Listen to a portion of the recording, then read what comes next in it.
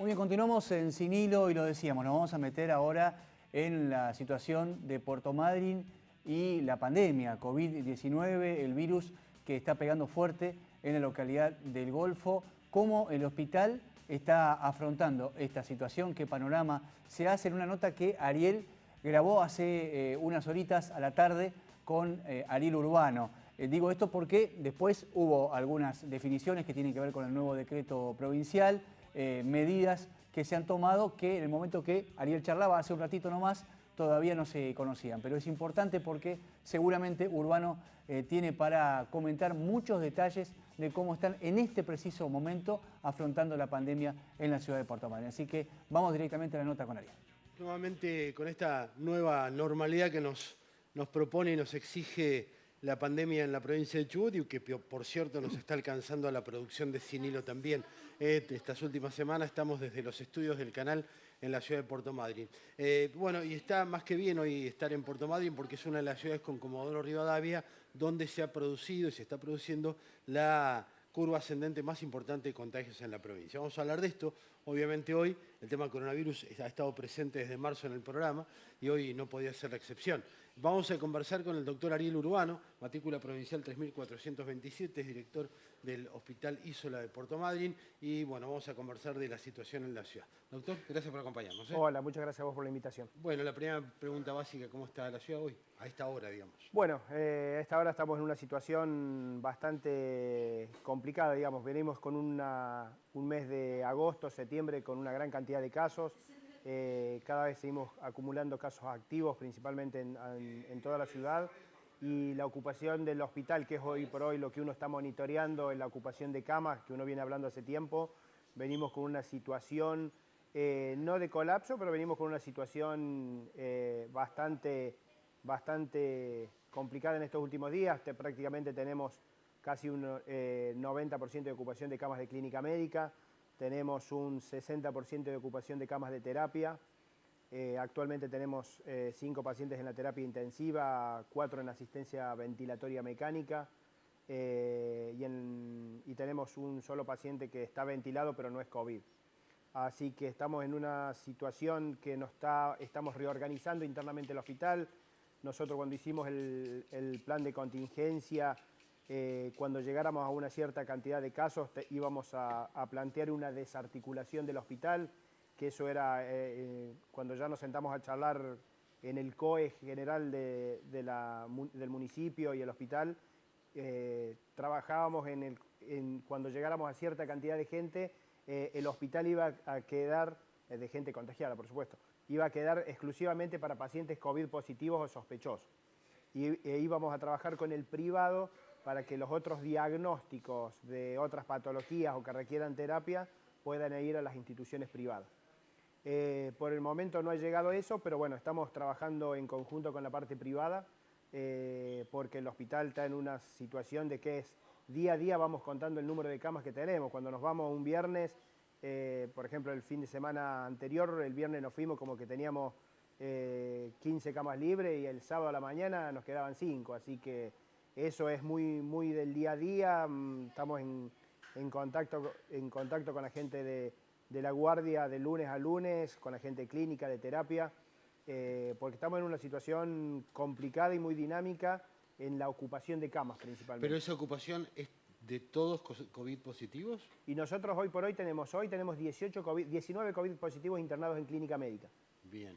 Clínica médica ya está reservada exclusivamente para COVID positivo. Ah, correcto. Todo clínica médica. Clínica quirúrgica que tiene casi 18 camas disponibles. Eso lo tenemos reservado para pacientes de clínica médica, clínica quirúrgica y traumatología. Y tenemos gineco y pediatría por separado. En el día de ayer y hoy ya empezamos a unificar servicios.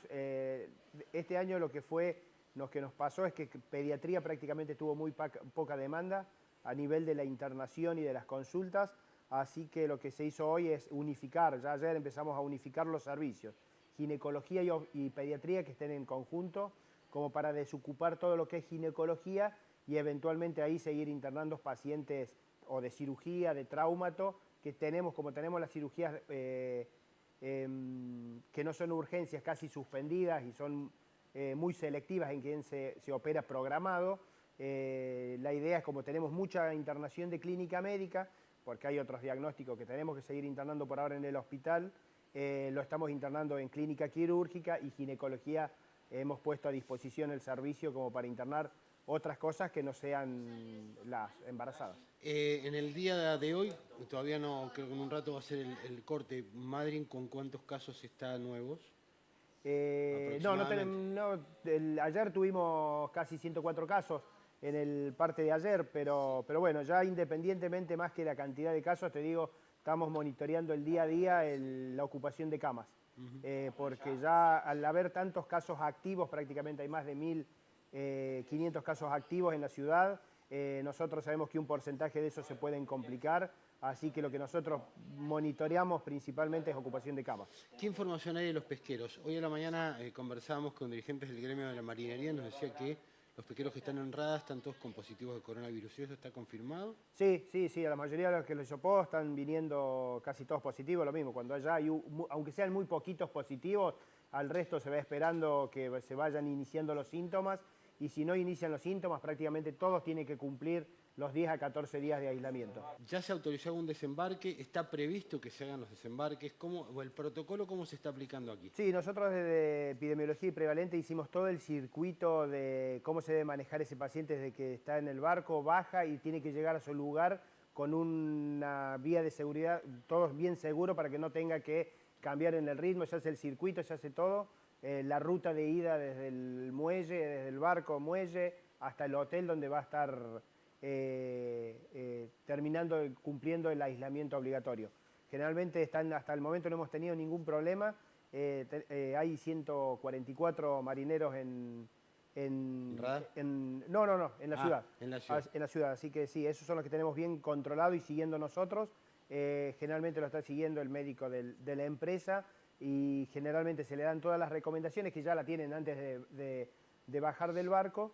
Y después nosotros ya cuando cumplen los 10 días se le hace la evaluación y si están todos asintomáticos se le da el alta definitivamente desde Prevalente del hospital. De estos internados que están en el hospital, en clínica o en terapia, ¿cómo es el perfil de edad? ¿Cómo llegaron al hospital? ¿En qué condición?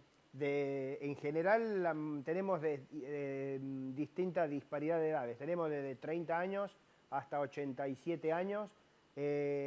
Con la mayoría tiene alguna comorbilidad u otra enfermedad que... ¿Qué significa comorbilidad? Comorbilidad son otras enfermedades que pueden, tanto hipertensión, diabetes, enfermedad coronaria, alguna enfermedad oncológica. Comorbilidad es otra enfermedad que tenga crónica que puede generar algún empeoramiento en cualquier enfermedad aguda, digamos. Uno puede tener una neumonía, en este caso la mayoría son pacientes COVID, pero puede tener una neumonía, una gripe común, que en un paciente con alguna otra enfermedad puede generar un mayor deterioro o aumentar el riesgo de muerte de ese paciente. ¿El perfil de edad? Y nosotros tenemos entre 34 y 87 años. Tenemos de todo. Tenemos pacientes actualmente en la terapia, el más joven tiene 40 años, que estuvo hasta muy complicado ese paciente. Ya se lo pudo extubar, así que tuvo una buena evolución, pero bueno, es un paciente... muy todavía complicado. Está internado. Todavía está internado en terapia, recién ayer se lo pudo extubar y bueno, por lo menos todavía está dentro de la terapia, no salió del riesgo, pero por lo menos en las próximas horas iremos viendo cómo evoluciona. ¿Ha habido fallecimientos en el de entre ayer y hoy? Ayer tuvimos un fallecido y en el día de hoy probablemente podamos tener 3 más que han fallecido en el geriátrico. ¿Y ahí se los vuelve a hisopar? No, esos ya están todos positivos. Ya están todos positivos. Siempre en esos casos, siendo positivo, ¿no se discute la causa de la muerte? No. Es así, digamos, es para la estadística. Para la estadística, para nosotros son, aunque hayan fallecido por otra causa, si están cursando una infección por COVID, ya se lo considera como una de las causales de muerte. En el porcentaje de estos 1.500 casos activos, ¿cómo es la distribución por edad, por sexo? Más o menos, ¿no? No, nosotros tenemos la mayoría, prácticamente el promedio de edad de la mayoría de los casos está entre los 30 y 39 años.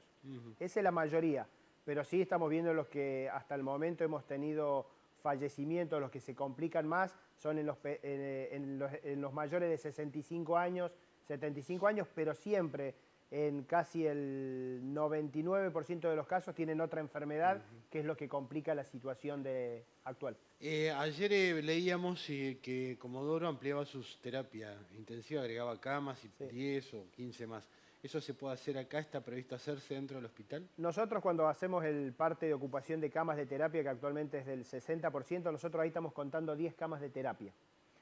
Nosotros podemos ampliar, estamos preparados para ampliar a 21 camas de terapia. Esos son fuera del servicio, en clínica quirúrgica, clínica médica, poner respiradores, con lo que todo eso genera.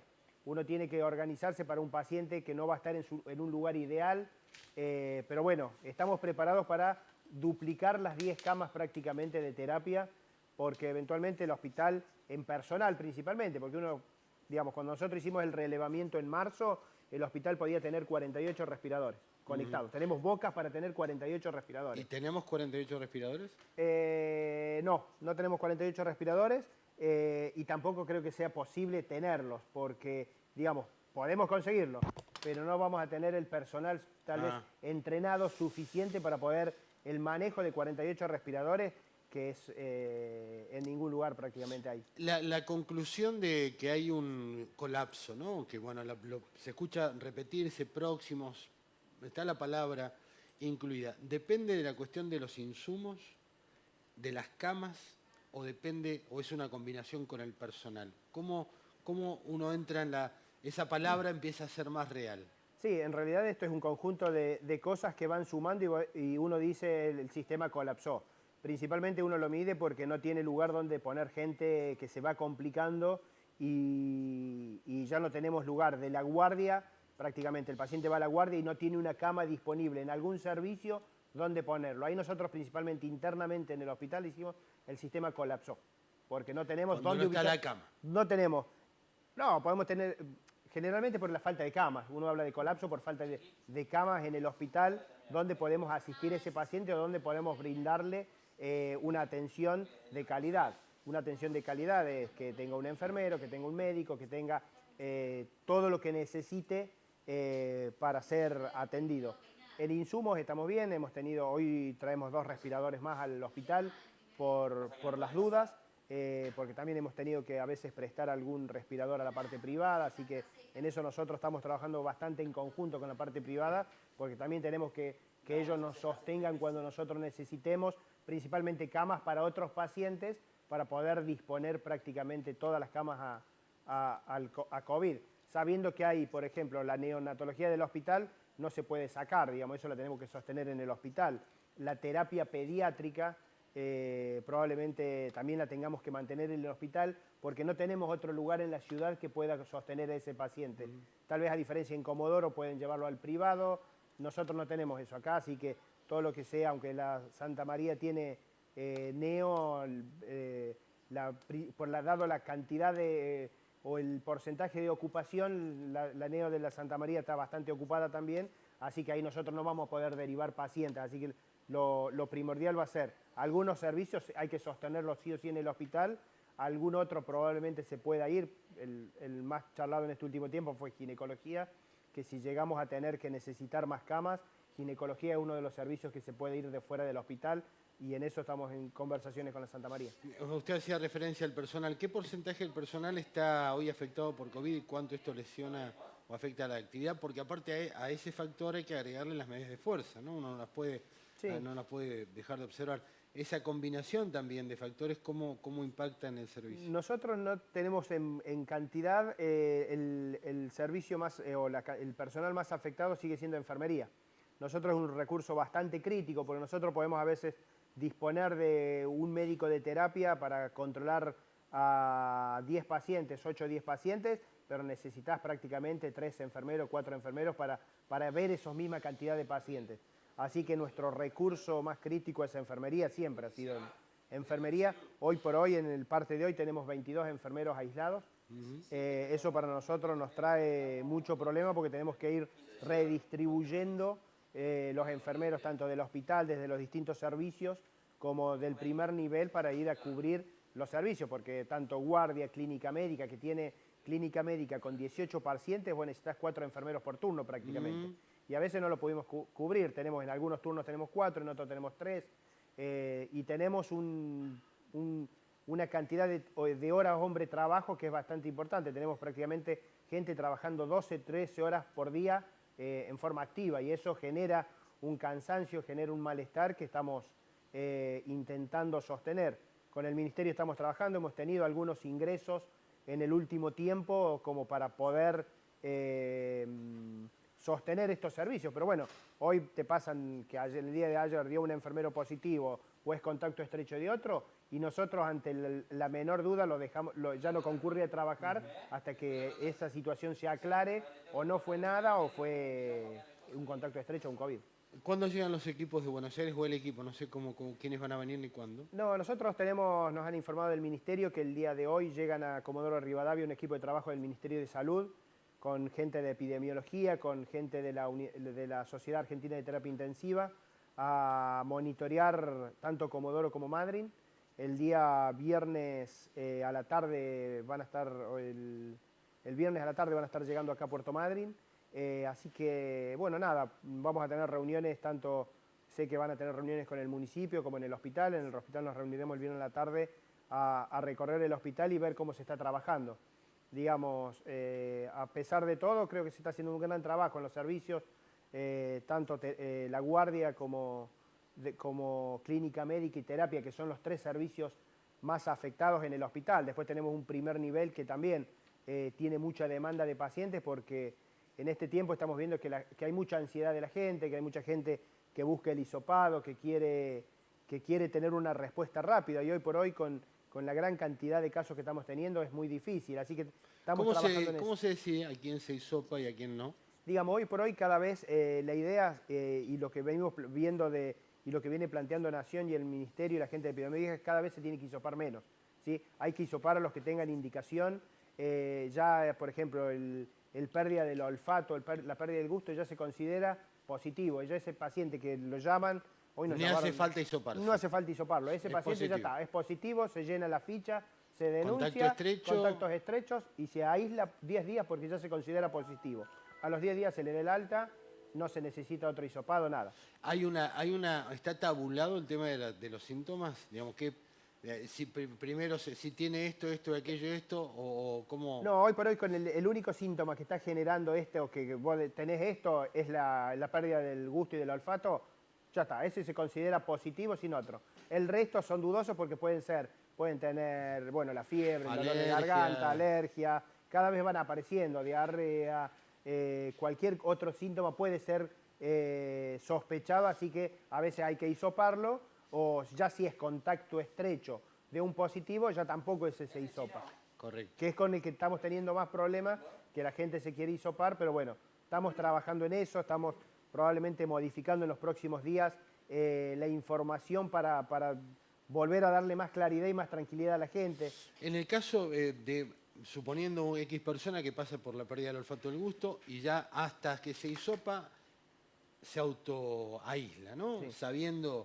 Pensando con cierta frialdad y lógica esto, sabiendo que tiene esa enfermedad.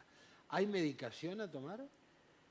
¿Automedicación? No, nosotros estamos dando las pautas generales. Si tiene fiebre, darle algún antitérmico. Si tiene dolor muscular, de los conocidos, paracetamol y ibuprofeno. Sí, generalmente estamos trabajando con paracetamol y las pautas de alarma, que son fundamentales. El 90-95% la van a transcurrir como cualquier gripe, cualquier enfermedad banal. La mayoría prácticamente ni se entera porque los asintomáticos existen, y a veces algunos que se hace hisopar nos están llegando positivos porque se hisopó solo y le dio positivo. Tenemos ese grupo de pacientes, pero nosotros estamos intentando seleccionar más al que se hisopa, que el hisopado sea una indicación médica, ¿sí? Porque es un método de diagnóstico, digamos. Lo ideal no es que cada uno vaya y se diga yo me quiero hacer un hisopado como me puedo hacer un estudio de análisis de sangre. Eso necesita la indicación médica, porque eso también nosotros nos permite saber qué paciente se va a hisopar, que tenga una indicación médica, qué paciente le van a llenar la ficha, así lo podemos seguir. Porque si van 100 y se hisopan porque se hisopan, es muy complicado, ¿sí? Con esta curva ¿Va a seguir aumentando ese escenario? Sí, Con nosotros esta pensamos digamos, que nosotros hablando y viendo cómo estamos, digamos, Comodoro está un poco más complicado que nosotros, pero nosotros creo que a este ritmo de nivel de contagio vamos en ese mismo camino. a llegar, digamos, va una curva que, ¿cuál sería su pico máximo? ¿Es imposible No, pensar? es imposible saberlo. Nosotros lo vamos viendo porque nuestro pico tal vez sea la ocupación de camas del hospital, digamos. Nosotros vamos monitoreando eso y vamos trabajando sobre eso, si tenemos que derivar a las instituciones privadas. Hasta el momento estamos bien, pero vemos con mucha preocupación el porcentaje de ocupación y de los casos que no van disminuyendo. Nosotros también pensamos que esto no va a pasar ahora, tenemos para 1 o 2 meses más de un pico de casos, que los casos se sigan apareciendo, porque que aparezcan 100 por día, 110 por día. Eso debemos ya estar preparados. Vamos a estar ahí, prácticamente vamos a estar ahí. ¿Hay que cambiar las medidas o ya no? Difícil. Tal vez no sea la solución. Si uno dice que tiene que dar marcha atrás en las medidas, es porque lo que estamos viendo es que vamos hacia un colapso del sistema sanitario. Si nosotros podemos frenar un poco como para evitar eso, sería lo ideal. No queremos, personalmente yo como representante del hospital, no quiero que tener ambulancias en la guardia y no poder darle a la gente un lugar donde internarse. Eso para nosotros sería muy duro, que después de marzo hasta ahora estamos preparados, pero digamos, tenemos un hospital para todos los COVID de Puerto Madryn.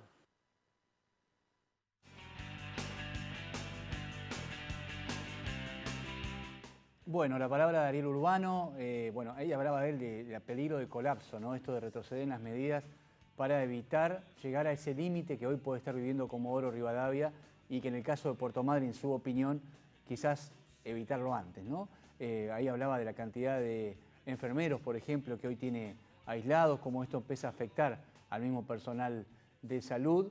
Bueno, una situación complicada.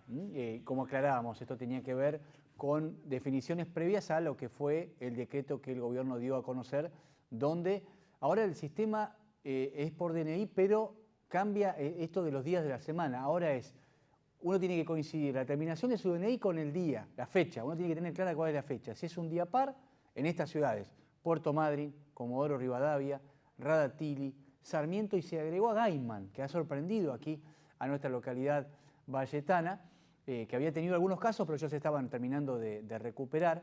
El dato entonces, Trelew no está incluido, por ejemplo, han aparecido algunos casos en la cordillera también, esas localidades no están incluidas, son las que nombré.